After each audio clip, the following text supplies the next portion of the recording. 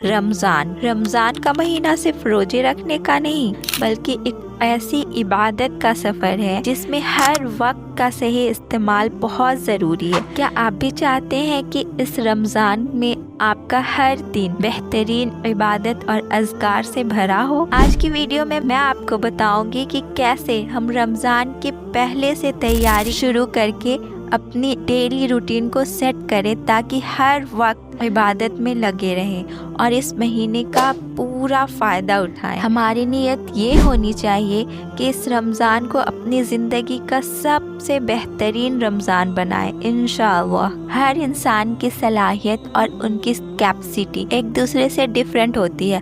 اللہ نے آپ کو جتنی صلاحیت دی ہے، جب آپ کو کانسیپٹ پتہ چل جائے گا تو آپ خود اپنی صلاحیت، صحت اور حالات کے حساب سے اپنے لیے ریزالو بنائیں گے۔ آپ خود سے بھی پوچھیں کہ میری تیاری کیسی ہے رمضان کی۔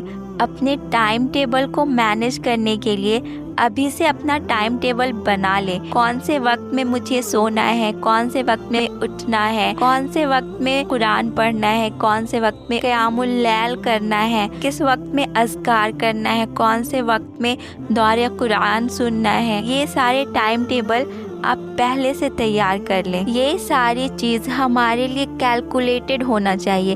ایسا نہیں کہ وداؤٹ پلاننگ ہم رمضان میں انٹر کر جائیں اور پھر ہمیں پتہ ہی نہیں چلے کہ ہم کس وقت میں کیا کریں اور اپنا ٹائم ایسے ہی بس سوچنے میں ہی ویسٹ کر دیں۔ تو ایسا نہ کریں۔ الحمدللہ ہم میں سے بہت لوگ اس سے بھی زیادہ عبادت کر لیتے ہیں، لیکن جن کے چھوٹے چھوٹے بچے ہوتے ہیں یا جو ورکنگ ہوتے ہیں، گھر میں جو دن بھر کام کرتے رہتے ہیں ان کے لیے، اور جو ٹریول کرتے ہیں، ٹریول کرنے میں جن کا وقت گزر جاتا ہے، تو ان کے پاس اتنا وقت نہیں ہوتا کہ پراپر جائے نماز میں سکون سے بیٹھ کر عبادت کر سکے، کیونکہ انہیں اپنی ذمہ داریاں بھی نبھانی ہے۔ تو ایسے میں ہم کیا کریں جو ہمارا ہر ایک پل عبادت میں کاؤنٹ ہو۔ رمضان کا ہر پل ثواب کمانے کا موقع ہے۔ ہم چھوٹی چھوٹی چیزوں کو بھی عبادت بنا سکتے ہیں، صرف نیت صحیح ہونی چاہیے۔ رمضان کی پہلے سے کی گئی بہترین پلاننگ آپ کو ایک بہترین عبادت کا روٹین دے سکتی ہے۔ اس مہینے کا ہر لمحہ قیمتی ہے۔ جانتے ہیں صحابہ کا کیا معمول ہوتا تھا۔ صحابہ 6 مہینے پہلے سے رمضان کی تیاری کرتے تھے۔ 6 مہینے تک وہ یہ دعا کرتے کہ اللہ ہمیں رمضان تک پہنچا دے، اور پھر وہ رمضان کے بعد 6 مہینے تک وہ یہ دعا کرتے کہ اللہ ہمارے رمضان کے روزے اور عبادت کو قبول عطا فرما۔ کیا ہم نے بھی یہ دعا اپنے لیے کبھی مانگی ہے؟ صحابہ یہ دعائیں اس لیے کیا کرتے تھے کیونکہ وہ اس کی اہمیت کو جانتے تھے، اس کے فائدے کو جانتے تھے، اس کی برکتوں کو سمجھتے تھے، اس میں ملنے والے اجر کو جانتے تھے۔ رمضان کتنا قیمتی تحفہ ہے مسلمانوں کے لیے، اس بات کا علم تھا انہیں۔ پھر جب رمضان داخل ہو جاتا تو اللہ تعالیٰ سے دعا کرتے وہ اس میں انہیں نیک اعمال کرنے کی توفیق عطا فرمائے، اور جب رمضان ختم ہو جاتا تو دعا کرتے کہ جو کچھ بھی ہم نے اس رمضان میں کیا اللہ تعالیٰ اس کو قبول عطا فرما۔ اگر ہم بنا پلاننگ کے چلے تو عبادت اور روٹین تو ڈسٹرب ہی ہو جائے گی۔ سب سے پہلے جانتے ہیں کہ ہم اذکار کب اور کیسے کر سکتے ہیں۔ زبان کو اذکار میں ہمیشہ مصروف رکھیں۔ رمضان کا اصل مقصد تقوی اور اللہ کا قرب حاصل کرنا ہے، نہ کہ صرف بھوکے پیاسے رہنا۔ ہم اپنی زبان کو لا الہ الا اللہ محمد رسول اللہ، سبحان اللہ، الحمدللہ، اللہ اکبر کا ورد کرنے کی عادت ڈالیں، استغفار کی عادت ڈالیں۔ روزانہ صبح اٹھنے کے بعد کم از کم 100 ٹائمز ضرور پڑھیں۔ سبحان اللہ و بحمدہ، سبحان اللہ العظیم۔ حدیث میں اس کا بہت زیادہ اجر بتایا گیا ہے۔ گھر کی صفائی اور کوکنگ کو صرف ایک کام نہیں بلکہ عبادت سمجھیں۔ تسبیح فاطمہ 33 ٹائمز، سبحان اللہ 33 ٹائمز، الحمدللہ 34 ٹائمز، اللہ اکبر پڑھنے کی عادت ڈالیں۔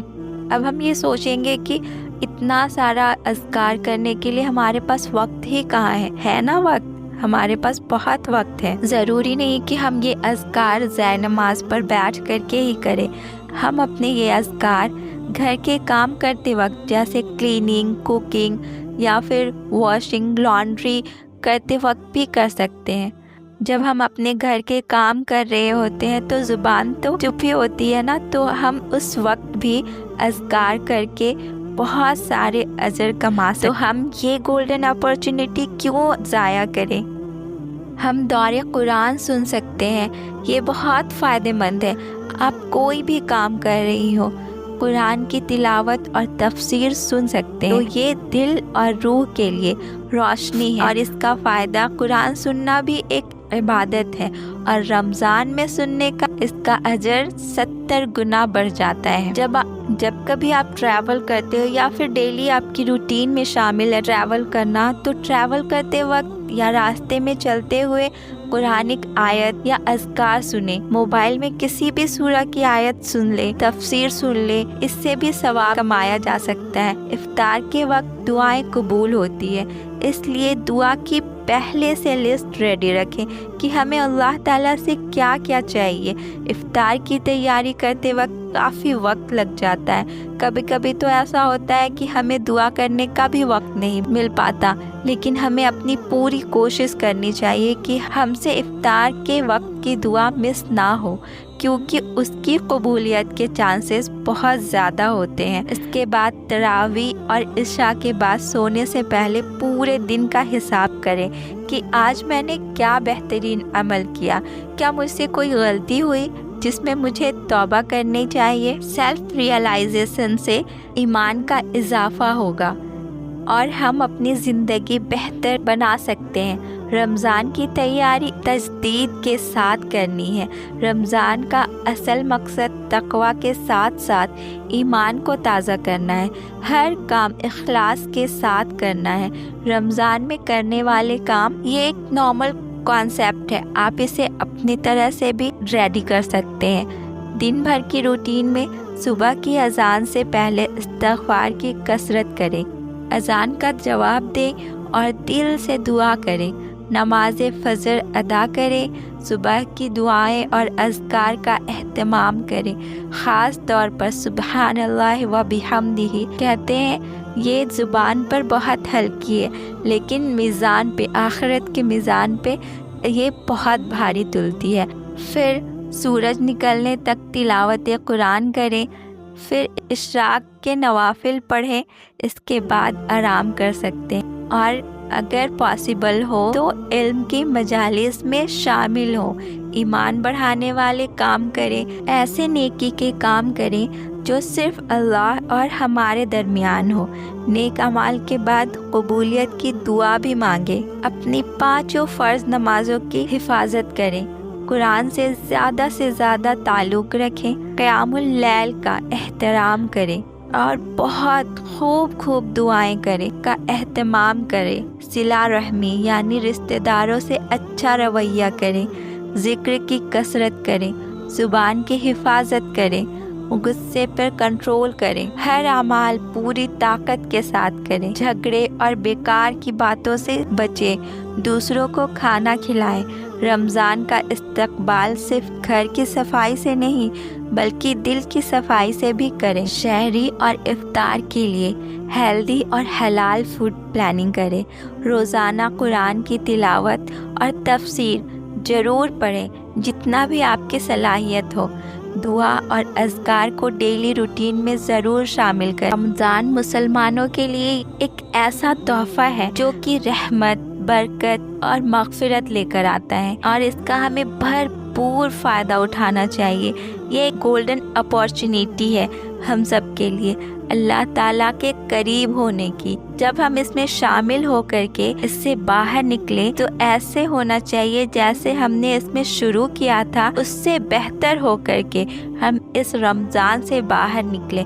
ایسا نہ ہو کہ ہم نے نیکیاں تو کی رمضان میں، لیکن رمضان کے بعد پھر سے وہی اپنا پرانا روٹین فالو کرتے رہیں جس میں گناہ بھی شامل تھا، تو آپ کی وہ نیکیاں ان گناہ کی وجہ سے کینسل ہو جائیں گی۔ تو ہم سب یہ نیت کریں کہ جب ہم اس رمضان سے باہر نکلے تو ہم اپنے اکاؤنٹ میں بہت ساری نیکیاں، بہت سارے نیک اعمال جمع کر لی ہو اور اللہ تعالیٰ کی رضا کو پا لیا ہو۔ رمضان تو محنت کرنے کا مہینہ ہے، نیکیوں میں سبقت لے جانے کا موقع ہے، نیکیوں میں خوب دوڑ لگانے کا موقع ہے۔ ایسا سمجھے کہ نیکیوں کی سیل لگی ہوئی ہے اور یہ نیکیاں اتنی سستی ہے۔ اس رمضان میں کم بھی عبادت کریں گے تو ہمیں دوگنا 70 گنا ثواب ملے گا۔ جتنی سمیٹنی ہے اتنی نیکیاں سمیٹ لے۔ وہ انسان بے وقوف ہی کہلائے گا جس کو یہ اتنی گولڈن اپورچونیٹی ملی اور وہ سوشل میڈیا، فضول کے کاموں میں یا پھر گیم میں یا پھر گھوم کر کے اس وقت کو ضائع کر دے۔ سوشل میڈیا اور فضول باتوں سے زیادہ دور رہنے کی کوشش کریں۔ تراویح اور تہجد کی عادت بنا لیں، صدقہ اور زکوٰۃ کی پلاننگ کریں۔ رمضان کا ہر پل بہت قیمتی ہے۔ اگر ہم ہر وقت اللہ کی یاد میں رہیں گے، چھوٹی چھوٹی چیزوں کو عبادت بنا لیں گے تو یہ مہینہ ہماری زندگی بدل سکتا ہے۔ چلیے اس رمضان ایک لمحہ اللہ کی رضا اور ثواب کرنے میں گزارتے ہیں۔ آپ کو سب سے بہترین عمل کون سا لگا کمنٹ میں ضرور بتائیں اور اس ویڈیو کو شیئر کریں تاکہ اور لوگ بھی اس کا فائدہ اٹھا سکیں۔ جزاک اللہ خیرا کثیرا۔ السلام علیکم ورحمۃ اللہ وبرکاتہ۔